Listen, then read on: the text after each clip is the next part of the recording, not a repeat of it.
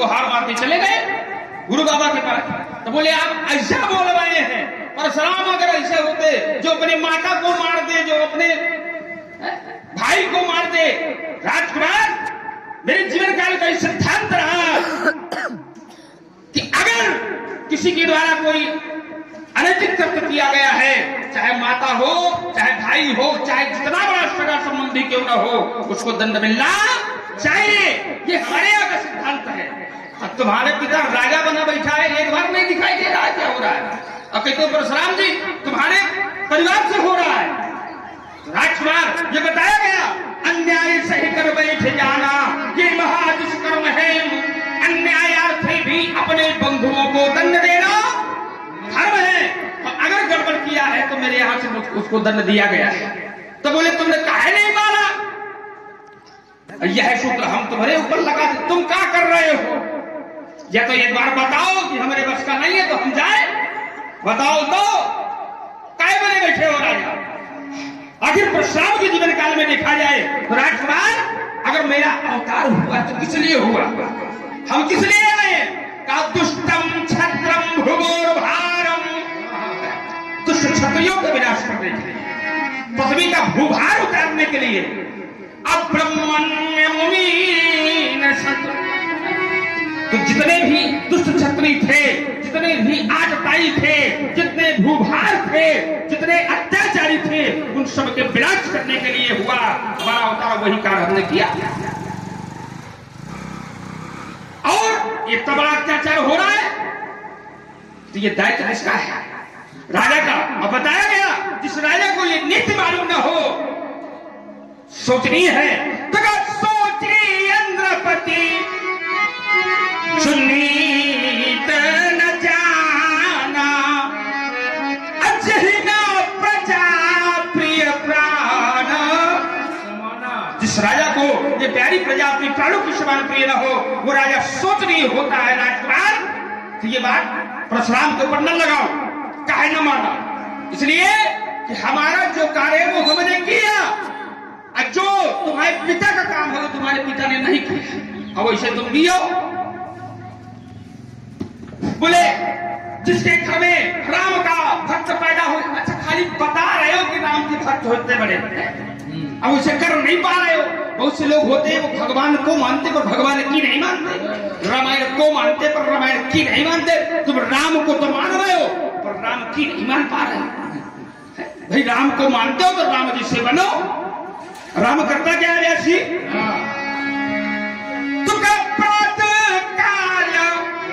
उठ गए रघुनाथ, अम्मा तो पिता गुरु ना वही माथा।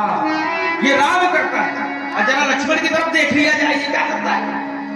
गुरु पे तुम मात न जानो काहू, न महतारी के जानो, न पिता को जानो, न गुरु को जानो, तो मर जाए ऐसी संतान।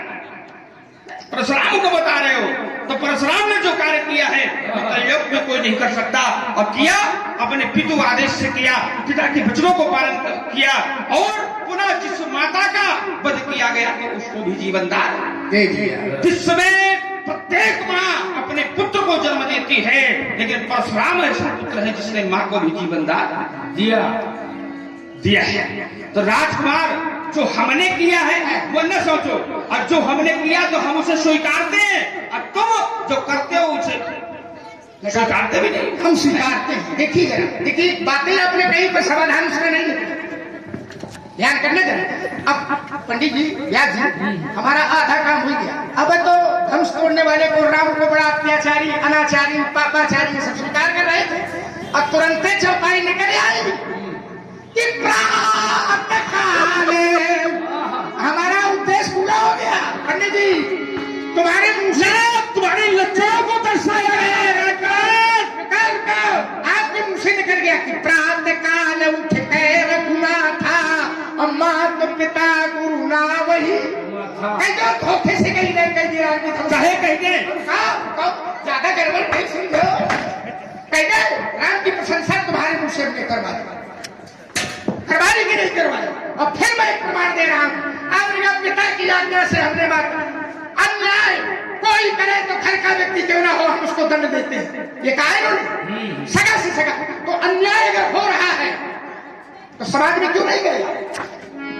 अरे राजा, अब देखिए चौपाई भी अगर आपने पढ़ी तो पंडित जी ऊपर वाली चौपाई पढ़ दी और नीचे वाली नहीं पढ़ी। और सोच किसके लिए बने? वो राजा सोचेंगे नहीं। अब चलो जरा आप जहां चलेंगे वही बताएंगे। बोले सोचिए नृपति जो नीत न जाना और जही न प्रजा प्रिय प्राण। सब सोचनी बताएगा। सोचिए वयस कृपण धनवान, सोचिए सब विद सोचिए पर अपकारी, सोचिए ग्रही जो मोह बस करे कर्म पथ त्याग। लेकिन हमारे राजा पिता को कह रहे सोचनी है, उसी के नीचे लिखा है ये सब सोचनी है, पर सोचनी है नहीं दशरथ राम। क्यों जब उन्हें पुस्तक पे चौपाई पढ़ा था तो ऊपर वाली पढ़ती थी, नीचे वाली थड़िया पलटन वाले यार सुना दे कौन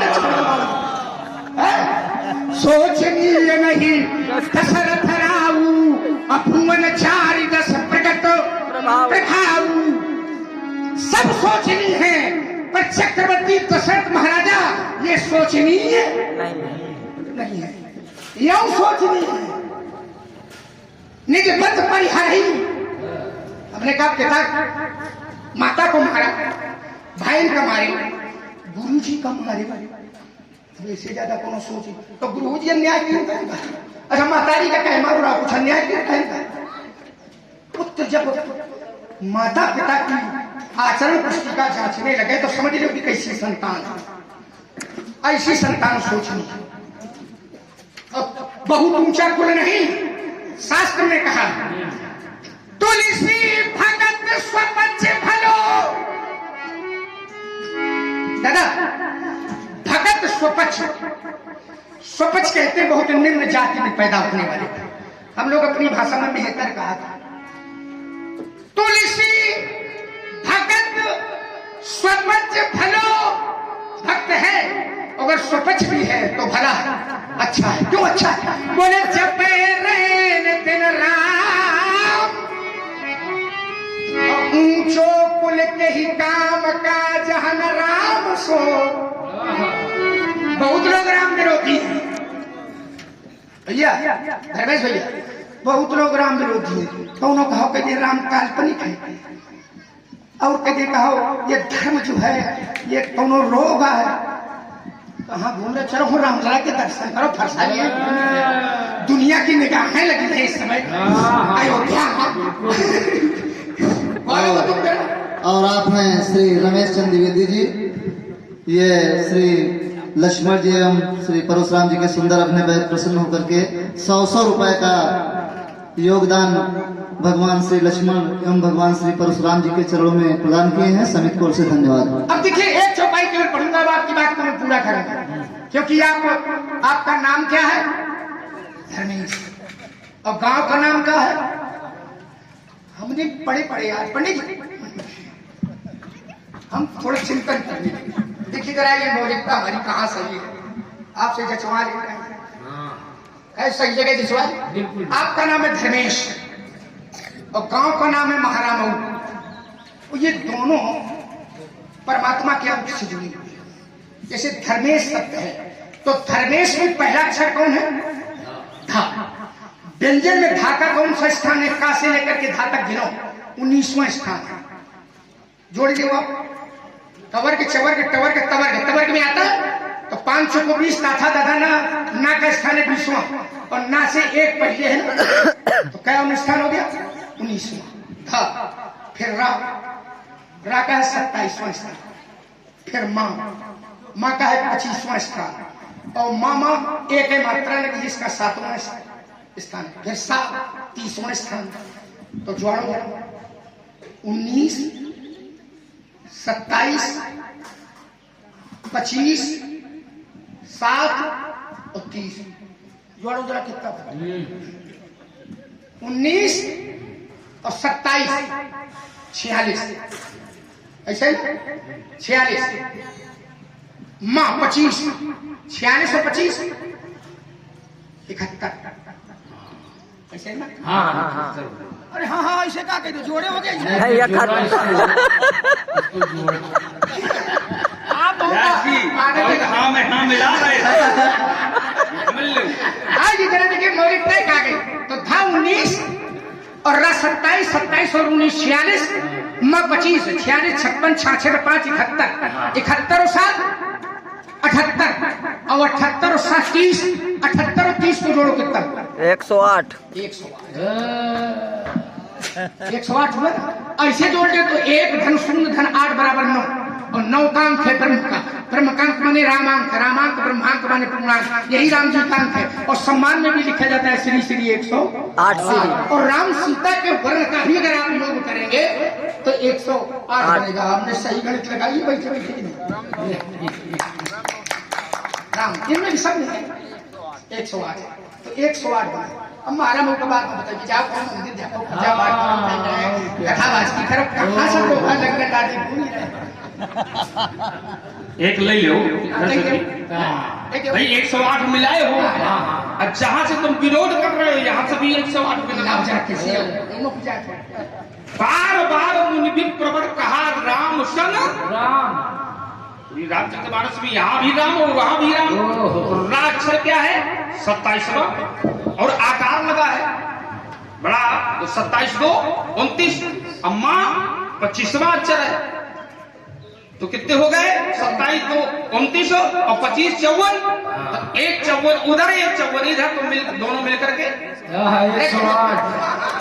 नहीं रुक जाओ और सुनो और मेरे पिता ने भी कहा कि राम राम महाबाहो यहाँ भी दर्शाया गया तो वहां भी 108 और चलो बताया नहीं गया तो कामीन कमठ ये सो करे नर हरि अपमान परशुराम बपुधरी जब जब नाथ सुरन दुख पायो नाना तनु धरी तुम्हें अब यही फंस गए देखो यही चौपाई जब जब नाथ सुरन दुख पायो करो भैया जब जब देवताओं ने दुख पाया तब तब ये लोग आए इनके कारण है दूता दुखी आज दुनिया में जाओ पाछे के बाद छोड़ो यही क्या है सुर मुनि नाग नगर नर नारी सोच ही सकल त्रास और भारी मन पछताए शीय महतारी विधि अब सबरी बात बिगारी रघुपति कर स्वभाव सुन सीता अर्थ चलो जहाँ आपने ठीका किया है कहा राम सन राम वहां राम सन राम नहीं है। आप इसको आप चूंकि सुयोग है विज्ञ है पंडित है आचार्य है इसलिए मैं आपको छूट दे रहा हूं कि जरा इस चौपाई का ठीका देखिएगा जरा क्या है कहा राम सन राम सन कहा क्या कहा अरे राम ये दोनों संबोधन उसी उन्हीं के लिए है किसी और के लिए नहीं। चलिए राम में और राम में आपने जोड़ दिया आओ चलो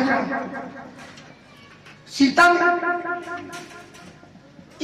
राम नहीं है 108 ये कौन 108 है किरा अर्थ जल बीच सम कहियत भिन्न न भिन्न बंदौ सीता राम पद तो राम में 54 है अब क्या है सीता तो सीता में कितने हैं सा देखिए 3 सा है साख है सा 30 31 और 32 तीनों स्थान सा के हैं सा में है 32